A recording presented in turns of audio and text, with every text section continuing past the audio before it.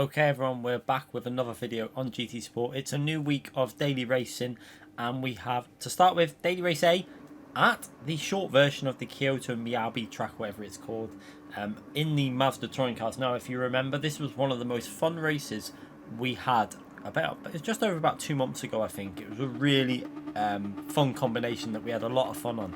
So we're starting from the back from this one. We had managed to do about 2 laps worth of practice for this, just coming from a daily race C, which we'll get onto after. So jumped straight into daily race A, starting from P12, and yeah, this race did not disappoint. I will say that straight away. Absolutely amazing fun, chaos, everything in it. So yeah, if you do enjoy these videos, make sure you subscribe to the channel, hit that notification button, and also make sure you let me know in the comments what you thought of these races and how you're going to do this week, whether you're going to do A, B or C. So yeah, starting from P12, we managed to gain 1 position straight away through turn 1, taking that tight line on the inside. And then we've got a lot of free wide situations going on through here, which is not going to end well. As you can see, one car getting punted off on the left hand side, the white Mazda there. So we go through a sandwich there. This guy on the right just sends it up the inside, but he's braked way too late. We'll take advantage of that. A little shift down to second gear, and we took into P8 right behind this red Mazda, who is got his hazards on. Maybe he's just killed that guy in front of him, who's actually got a 2-second penalty. So not sure what's gone on there. We're going to looking down the left hand side here just to see what's going on up ahead, and we're going to try and take a wide line this time. You can see we've got cars fighting on the right hand side. I see an opportunity to go up the inside here, so I take that opportunity, stay tight to the apex, and we're up into, I think we're going to get P6 by the end of this corner. You can see we're revving it out up into 4th gear. We're having a little bit of contact between the red Mazda and myself, but yeah, this is one reason why I do like this race. It's a proper, you've got to have a bit of contact in this race. It's good fun. As this car just takes the contact to a new extreme, pushes myself and the red MX-5 completely off the track. He just gives zero cares about that one, and just yeah, sends us to the shadow round where I got away with it. The other car not so lucky there, but we've got a car in P5 about to take a 2-second penalty. He's going to lose that position, obviously, with that length of penalty at a combination like this. And yeah, we're up to P6, so not a bad opening few laps. A little bit chaotic, a lot going on there, trying to keep up with everything that went on there. But we're now in an okay position. We can see P1. We're not too far away from the leader of this race, considering we started at the back. And this is what I do love about this track. It's so close. The slipstream, add in the weak slipstream, which is more powerful than the real slipstream.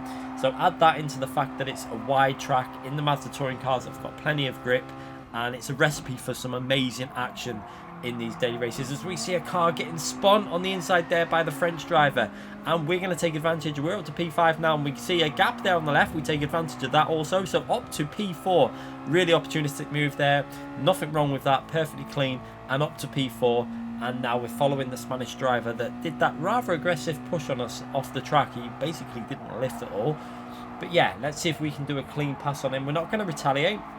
We're going to see if we can do a nice clean pass on him somewhere on the track. Now my favourite move at this track, if you remember the minis, was around the outside of this corner that we're coming up to in a minute, where we go into the heavy braking zone. I seem to be able to take a really good line through there when I do it wide, and I recommend this. This is a really good opportunity to go for moves. So brake a little bit later, down to second gear, we hold the outside line, get on the throttle nice and early, you almost get the car rotating through the corner, and an absolutely perfectly done move for that final podium position at the moment. So up to P3, we absolutely mugged the Spanish driver there around the outside, and yeah, I enjoyed that one. A brilliant overtake up to P3, and now we've got an opportunity to go into P2 as P1 for some reason stayed really wide through there.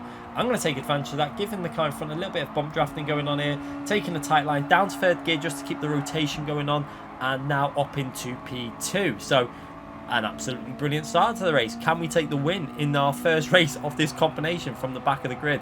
This was our first attempt, so yeah, if we can get a win, it's going to be absolutely brilliant. So following along P1 here, we're going to play it tactically, because there's no point me fighting with him at this stage. What I decided to do now was, we've got a couple of laps to go, so what we'll do is we'll try and build up a gap. I could see the cars fighting behind us, so I was trying to tell this driver to bump draft. You're going to see here, I was going over to the left. I was trying to let him say, just get on the racing line. I'm trying to tell him, but yeah, he's not really taking any notice of that. So yeah, through here, we're just going to sit behind him and try and work with him for this lap. That you really want to be in the lead on the final lap. So that's where you want to be in the lead. You don't want to be in the lead on lap 6 or 7. So I'm not going to fight him too much. We're just going to take this nice and sensibly, give him a few bump drafts, and you can see I'm just bumping him along, trying to build that gap up to the cars behind to over 1 second. So yeah, it's going pretty well. You can see I'm not fighting him again. We're not going to dive up the inside here. I'm just checking where the braking zone is.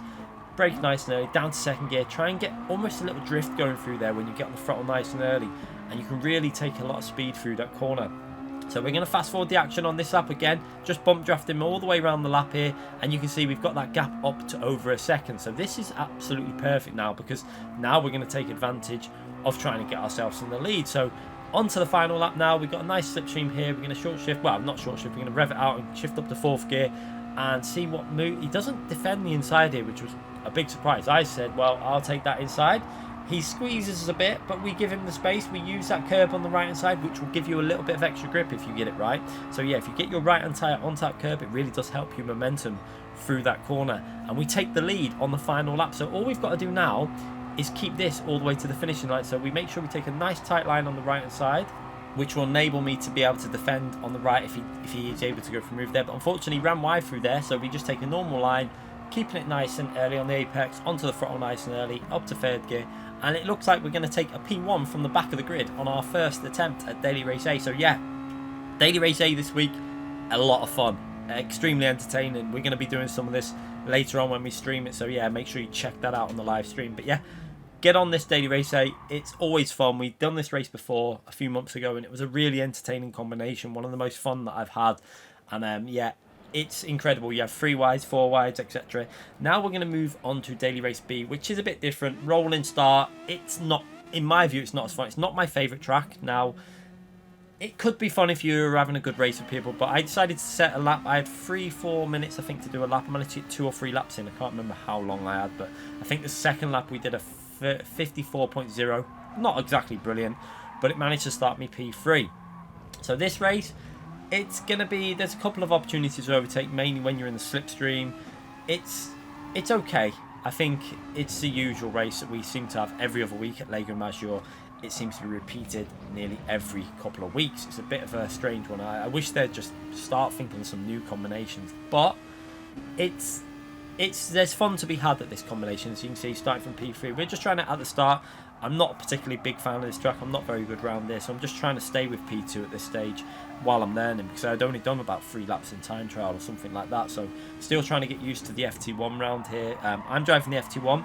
The Supra is an option. I think that P1's in the Supra, but I don't really like the Supra the way it handles, so I've gone for the FT1 because I do actually like the FT1. We drove it at Suzuka a while ago and I quite like the handling on it. So just following on behind P2 here, just seeing if we can get a slipstream off him. Can we go for a move into this heavy braking zone? This is where you're going to do most of your moves, really, into that braking zone, but we're a little bit too far back there, not able to send it from there. It'd be a bit risky. Well, it'd probably take both of us out, so yeah, we're not going to do that. But we've got rid of the slipstream from P4 in this race, so it looks like we're going to be battling for the podium for the final P2 probably. P1 looks like he's already pulled away out of the slipstream from P2, so I'm probably going to struggle because, like I say, I just jumped on, not really up to speed round there, and just trying to see if we can stay with P2 at this stage. So just trying to keep it nice and clean through that section. I do find very difficult section to get right. If you get slightly understeering through there, you run wide and it's very easy to pick up a penalty also. Into that final corner again, very tricky corner, and yeah, just following behind the slipstream now of P2. So we're going to fast forward the action for a little bit of this lap as we're just basically just trying to get closer to P2. You can see getting a little bit closer every now and then, trying to take that corner. If you make sure you do cut that corner, because you can gain quite a bit of time. But yeah, through here, this is all about keeping it nice and smooth, this really fast section, just keeping it as smooth on the throttle and inputs as possible, and you gain a lot of speed. But again, down into that braking zone a little bit too far behind, and now we're going to go back to normal pace action as we're within a few attempts, with 3-4 attempts behind P2. We're getting closer, and again, this is another opportunity to go for a move. I'm a little bit too far back there, so we're not even going to think about it. So through here, trying to keep it nice and smooth. We see P2 makes a little bit of a mistake there, gets all out of sync with the car, it's almost slides through there, and we get a really strong exit. So now we're going to possibly be able to go for a move. I see the opportunity. He's too late to defend it, and he realises that. He backs out, lets me take the P2 position, and that's me into P2. So now we've just got to try and hold on to this position. Going into the braking zone, we're going to go defensive just in case he thinks of throwing it up the inside. So we go kind of defensive there, down into third gear. And again, trying to make sure we brake nice and smoothly into this corner. It's very important to get the brakes done right through here, especially this corner. You've got to get it onto that curb and then get on the throttle really patiently coming out the corner and then into this left-hander where you want to take a bit of the curb. And then this time I forgot, I just didn't get the car rotated, only just hit the apex, which I think put off the car behind me, because we look in the mirror and he almost followed me, but he lost it on the curb. Luckily he just about saved it though in the mirror there, but he's lost the slipstream there and he's lost quite a bit of time. So that was pretty much the race over. P1 was faster than myself at this stage. The last lap I did seem to bring a little bit back in terms of pace. Started to get a bit, even though the lap wasn't perfect, we were about 2.3, 2.4 at the start lap behind him, and we pretty much ended around that distance. So started to neutralise the gap a little bit on the final lap, and I was getting a bit more used to it, but still, we just wasn't really fast enough. So a P2 in this one, again, not the most entertaining of races. I'm not a big fan of race B because I think that it'd be better if it was a standing start for race Bs, with it being such a short race. I think a rolling start for a 4-lap race is a bit pointless, so I wish they'd change that to a standing start for race B. But we're going to now go on to daily race C, where we have a cursed lobby. For some reason, I am in this lobby twice, and I have no idea why. That is my other account. That isn't someone with a fake account, and luckily that account was it wasn't in the race, it was just showing on the lobby settings, but there was only 19 drivers in it. So yeah, I have no idea what has gone on there. We've got Tidgeny behind us driving the Audi TT. Do remember, if you haven't already subscribed to Tidgeny, get subscribed to Tidgeny as well. I'm going to link his channel into the description so you can make sure you subscribe to him also. So going into turn 1 now, take that nice and smoothly, but up here I thought I braked early, but these two in front broke really early and they caught me out. I tried to avoid the yellow Megane, but we did hit him. And unfortunately, I picked up a 1-second penalty. And now, I could argue that his race didn't get affected, but it was deserved because I did hit him. So we can't argue really with a 1 second there because we did punt him. But annoyingly, he didn't really lose out. So we're going to have a little look up on the inside here. We see a gap there, but he just shuts the door there. And I kind of just got a bit like, whoa, he just didn't really leave the space. So yeah, again, maybe it was a bit optimistic there. So we just kind of just back out. Tidgeny takes that position in the Audi TT, which is going to suffer on tyre wear in this race. I'm surprised people were using the Audi TT because time 6 on soft tyres is going to be a struggle around here. The Megane, I think, is the car to go. So through here, again, we just have an absolute cursed start to the race. Lap 1 has been a disaster. So we just lost about 3 or 4 seconds there in the space of a few corners. And we're going to lose more time now with that 1 second penalty. So pretty much, if you could get the worst start possible in a race, this has been it. And don't worry, the race gets a lot worse for me. Nothing seems to go right for me in this one. But yeah, I thought we'll upload it anyway because there's some entertaining moments in this race. So look at the gap. We've lost a massive amount. So I thought, you know what? Nothing to lose. Megane's good on tyres. Get in the pits early and get them soft tyres on and see if we can get a bit of an undercut and see if we can make up some places. Because I do know that the Megane is capable of some extreme tyre saving. We got the brake bias 2 to the rear. That is, I think that's actually quite a nice balance for the race with the Megane. We're going to skip ahead to the end of lap 2 now, and you can see Tidgeny in the Audi has decided to pit. I was actually really surprised at that because I don't think that Audi is going to survive very well on the last few laps. Having to do 11 laps on softs with time 6 is going to be difficult, but you never know if the undercut can work out with you in this track. But I was quite surprised how close we was to Tidgeny when we came out there. It shows you that the undercut is definitely worth doing because we were about 3 or 4 seconds behind when we went in the pits. And that soft tyre is quite fast round here because it's a lot of traction and fast speed corners. So yeah, we're about 1.2 when we came out of the pits. We're about 1.1, 1 second behind him now. Through the corners, the Megane definitely faster than the Audi TT. But on the straights, you see here, the Audi TT just pulls back away. Not much you can do through there, but then you go through the cornering sections again and you claw a bit of time back. It's very even in terms of when you've got fresh tyres on. I think the Audi TT and the Megane are not that different in terms of pace around here. I think they're pretty close. However, the Audi TT's tyres are going to die a lot quicker than the Megane's. As we skip to the end of lap 4, you can see that we're going over the line. We've already got the fastest lap of the race, and we're about to start another lap. That lap wasn't particularly great. We're 1.2, 1.3 seconds behind Tidgeny. He has a little mistake through there. He runs a little bit wide. I spotted that. We gained 2 tenths on him there.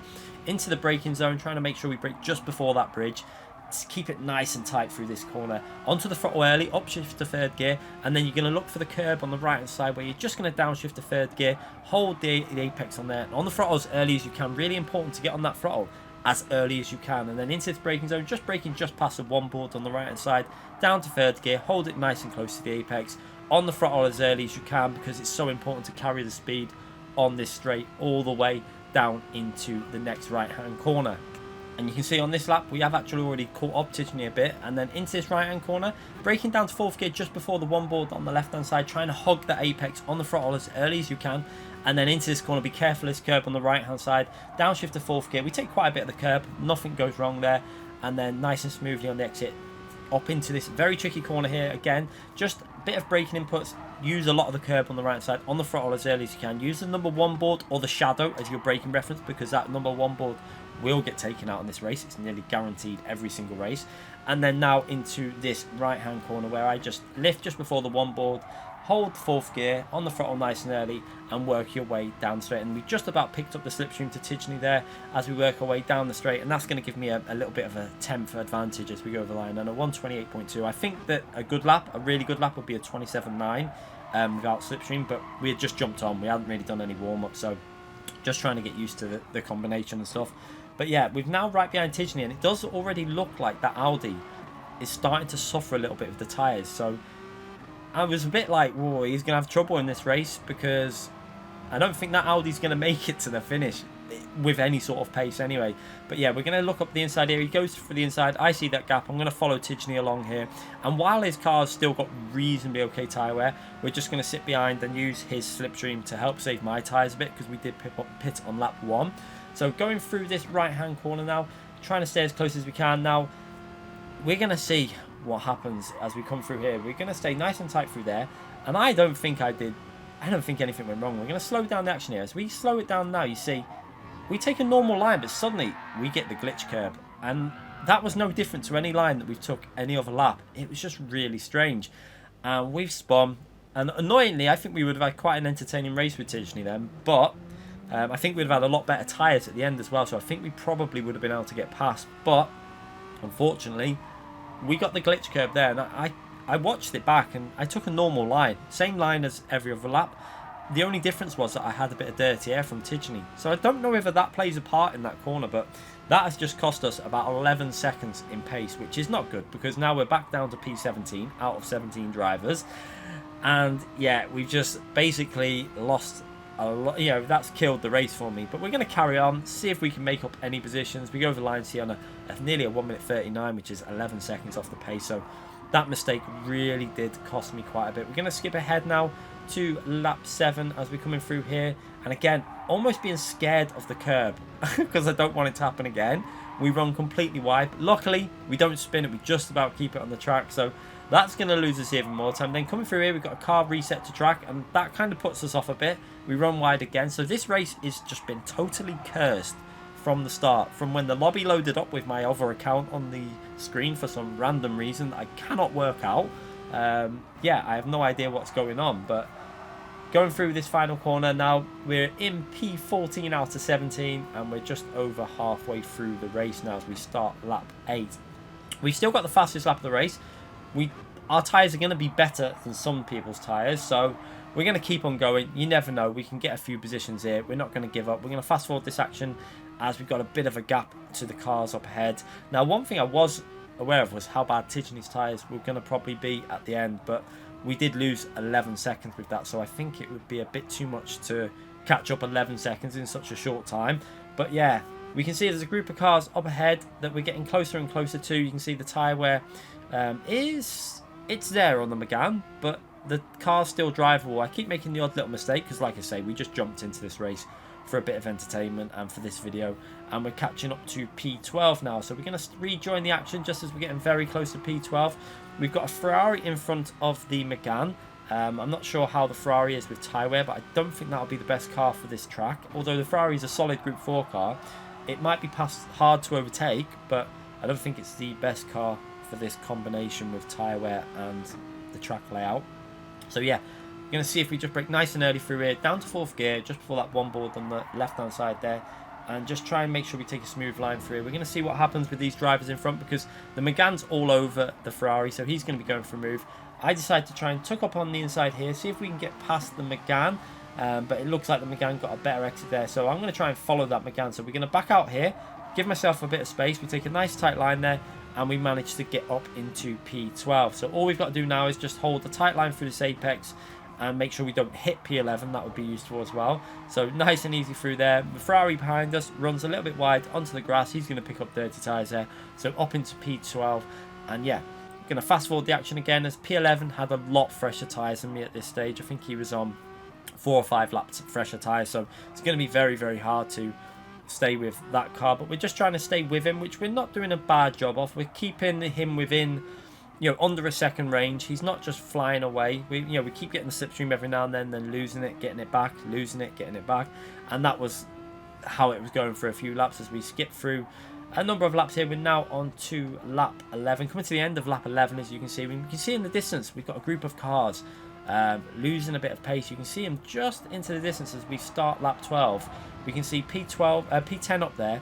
And then just ahead of them, there's another group of cars. Now, I was wondering at this stage, I wonder if that is Tidgeny struggling with the Audi TT, because obviously he pitted on lap 2. And that Audi TT on soft tyres was going to be having a lot of hard work, as P11 absolutely bins it there. You can see he got on the curb. The curbs are so lethal at this track. And yeah, that's him out of the race and myself up to P11. So not too bad considering what's gone on in this race. I'm going to fast forward this lap now until we come to the end of the lap and towards the final lap in the race. We can see, looking ahead, you can see it again. Look how close we're getting to this group of cars up ahead as we go over the line, and we're starting lap 13 now. You can see we've got a Scirocco up ahead of us that seems to be struggling with tyres as we come through to this really tricky left-hand corner, and you can see he's really got no grip at all. You can see he doesn't seem to be able to get on the pile. We've got the slipstream now as also to P10, and as we look up ahead, I'm pretty sure that is the Audi TT of Tidgeny right in the distance there, struggling with the tyres. So you can see he's lost quite a lot of pace on them tyres. I think lap 2 was a bit early for the Audi, possibly a few extra. You can just see him up there causing a bit of a train to them other cars, because no one can overtake the Audi. If, like, you've got to be quite aggressive if you're going to overtake the Audi in the braking somewhere, or stay right behind and then just send it. But yeah, on the straights, it's going to be difficult to get past it. But going through here, the Scirocco up ahead of us seems to have a little bit of an issue on the brakes there. You can see he runs a little bit wide, and we're going to take that position. So we managed to get ourselves up to P10. We just got to be careful we don't chop his front end off through here. So we give him plenty of space on that right-hand corner. We've got plenty of grip to do that. He's still struggling. So yeah, even though we pitted on the end of lap 1, our tyres have stood up, and we've managed to get ourselves back to P10 with a pretty much a cursed race. I think it couldn't have gone more wrong than it did go in this race. So yeah, if you did enjoy these races, make sure you do subscribe to the channel, hit that notification button so you don't miss any future videos, and I'll be back with more live streams and videos in the future. Thanks again for watching, everyone. Bye.